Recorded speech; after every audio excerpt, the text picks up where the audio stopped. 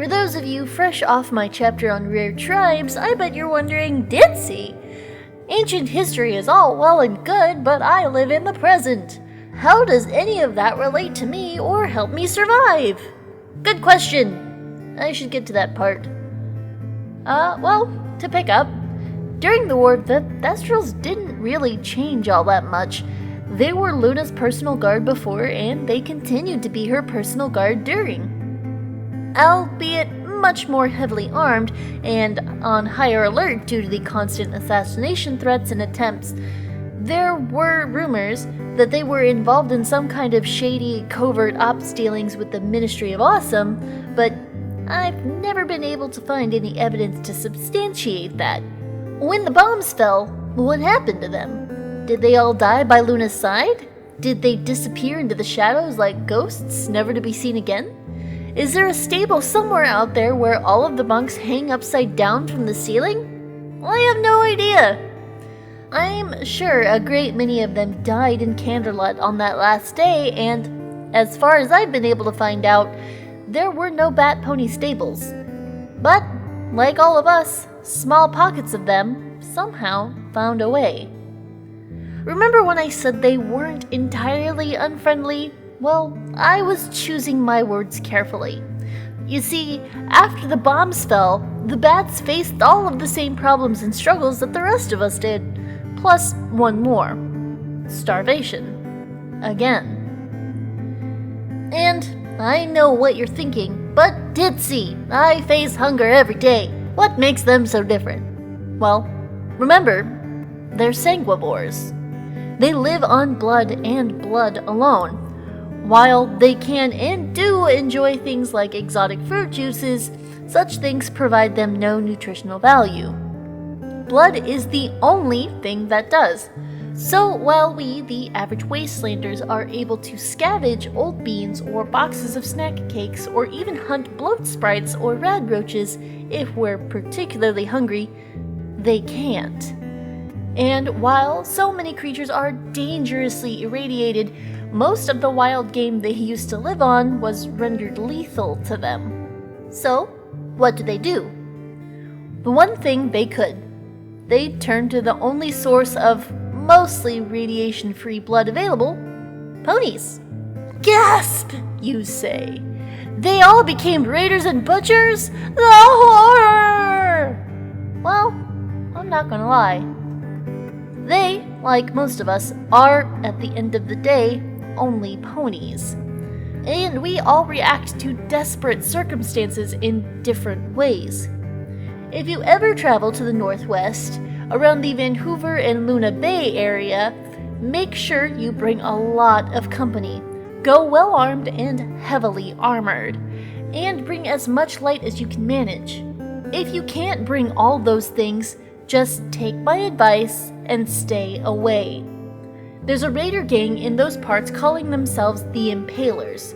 They're the largest gang in the northwestern wasteland and easily the most vicious on this side of Hoofington. Their leader is a very Bathory-esque fop of a bat pony called Lioncourt, who likes to think of himself noble but is just a sadist in a cravat. While only he and his equally cruel lieutenants are bat ponies, the rest of his gang are rumored to be cannibals. Lioncourt's favorite method of killing his victims is to impale them, tail to gullet, on great sharpened poles, but in such a way that none of the vital organs are damaged. He and his lieutenants would drain the victim to the brink of death, then force feed them healing potions so that they could do it all over again the next night. In that way, it could take weeks for the poor victim to die and be fed to the rest of the gang. Terrible, I know, but just hold your horseradishes, buckos. Don't whip out the torches and pitchforks just yet. The Impalers are very much the exception, not the rule. Just like there are good and bad earth ponies, pegasi, and unicorns out there, there are good and bad bat ponies. Lioncourt and his gang are the bad. But the vast majority, like most ponies, are good. Generations of hardships have ingrained in most bat ponies a deep-rooted sense of empathy. They would never be the ones to make victims out of the innocent, even if it meant they, themselves, would go hungry. No. Most scattered far and wide, offering their services as mercenaries, caravan guards, scouts, and night watch ponies. But in exchange for their exceptional services, they asked for blood donations in addition to their caps. If blood wasn't freely offered, they'd simply move on. Try somewhere else, and no bat pony would ever visit that settlement again. I will say, from my own observations, that settlements and caravans that have shunned the bats tend to be a lot less safe than those who welcome them. Now, before you go out and start looking for fangs or leathery wings on your nearest guard, I do need to point out that most tend to hide their true nature. They'd wear sunglasses, heavy barding, baggy clothes, or even power armor at times while in public. And it's considered rude to just come out and ask. Bat ponies have grown used to being thought of as strange and different, and most, even now in our wild and weird wasteland, value their privacy and anonymity. If you do, however, ever have the good fortune to meet one, and they choose to reveal themselves for what they are, do yourself a favor. Make a new friend. Bat ponies are not only, for the most part, friendly. Once they know you well enough to open up, they make great companions. The fact that they're nocturnal means no more night shifts watched for you. They're great scavengers. Their spooky shadow melty ability letting them get up into a lot of spaces that you couldn't go. They can detect incoming enemies before even most pit bugs can. And they can fly.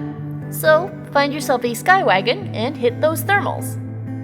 Just remember to be extra friendly and carry a healthy supply of refillable IV bags, a few blood packs, and maybe some concentrated mango juice as a hello present. That's what I did.